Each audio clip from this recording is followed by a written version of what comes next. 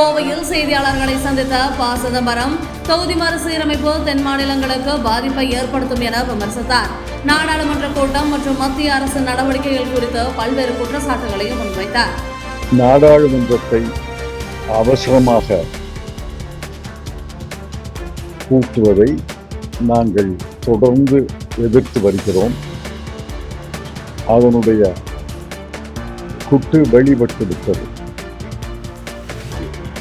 நாடாளுமன்றம் நாளை கூடுகிறது என்றால் இன்று வரைவு சட்ட மசோதாவினுடைய பிரிவுகள் எல்லாம் பத்திரிகைகளில் வெளிவந்திருக்கின்றன.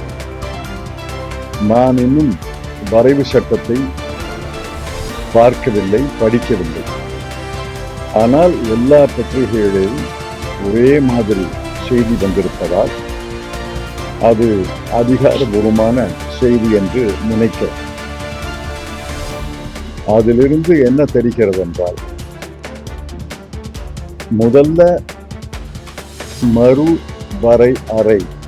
மறுசீரமைப்பு, அது உச்சரிப்பதற்கு வசதியாக இருக்கும். மறுசீரமைப்பு மட்டும்தான் செய்ய போகிறோம் என்று சொன்னார்.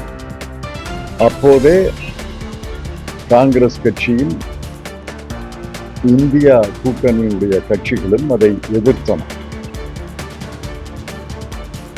திராவிட முன்னேற்றக் கழகம் ஃபேர் டீலிமிட்டேஷன், நியாயமான மறுசீரமைப்பு என்ற கோஷத்தை வைத்தார். இப்ப திடீரென்று நாடாளுமன்றத்தினுடைய எண்ணிக்கையை, மக்களவையினுடைய எண்ணிக்கையை 50% அதிகரித்து பிறகு மறுசீரமைப்பு என்று சொல்கிறார். இது மாயை. அதாவது வெறும் டீலிமிட்டேஷன் செய்திருந்தால் தமிழ்நாடு 39 இடங்களிலிருந்து 32 குறைந்திருக்கும். அது பளிச்சென எல்லாருக்கும் தெரியும். சாதாரண மக்களுக்கும் தெள்ள தெளிவாக தெரிந்துவிடும். 39 32 குறைந்திருக்கிறது. இப்ப 50% எண்ணிக்கையை கூட்டி பிறகு மறுசீரமைப்பு என்று சொல்கிறார்கள். இது நான் ஒரு வாரமாக சொல்றேன். இது ஏமாற்று வேலை, இது மாயை என்று சொல்றேன். ஆங்கிலத்தில் இல்யூஷன் என்று சொல்றேன். 39 58 மாறும். பிறகு டீலிமிட்டேஷன்ல 58 46 குறையும். ஆக மக்களை பார்த்து 39 இருந்துச்சு, இப்ப 46 ஆக்கிட்டோமே அப்படின்னா விவரம் தெரியாத மக்கள் என்று நினைக்கிறார்கள். ஆனா தமிழ்நாட்டு மக்கள், தென் மாநில மக்கள் விவரம் தெரியாதவர்கள் அல்ல.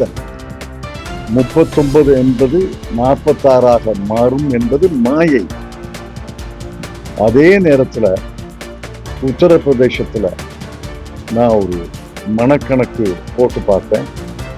80-50% உயர்வால் 120 டீலிமிட்டேஷனுக்கு பிறகு 120 குறையாது. 120 ஏறத்தாழ 140 உயர்ந்தது. ஆக இன்னைக்கு இன்றைய நிலையில 80-39. நாடாளுமன்றத்தினுடைய மக்களவை எண்ணிக்கையை கூட்டிய பிறகு, டீலிமிட்டேஷன் முடிந்த பிறகு என்ன ஆகும்? 140 46 இடைவெளியும் கூடும். நம்முடைய ப்ரொபோர்ஷன், விகிதாச்சாரமும் குறையும். இது தென் மாநிலங்களை மிக மிக பாதிக்கும். அதிமுக பொதுச் செயலாளர் மரியாதைக்குரிய திரு எடப்பாடி பழனிசாமி அவர்கள் நேற்று முன்தினம் பத்திரிகையாளர்கள் ஊடக நண்பர்கள் கேட்ட கேள்விக்கு என்ன கேள்வி? நாடாளுமன்றத்தில் அரசியல் சாசன திருத்தம் மசோதா கொண்டு வர போறாங்கல்ல, இதுல தமிழ்நாட்டுக்கு பாதிப்பு ஏற்படுமா கேட்டார். ஒரு கட்சியினுடைய தலைவர் பாதகம் ஏற்படும் அல்லது பாதகம் ஏற்படாது, அப்படித்தானே பதில் சொல்லணும். நான் மசோதாவை பார்க்கவில்லை, பார்த்த பிறகு சொல்கிறேன். அப்படி சொல்லியிருந்தா கூட எனக்கு புரியும். எல்லாருக்கும் தெரியும், ஒன்றும் ரகசியம் இல்லை.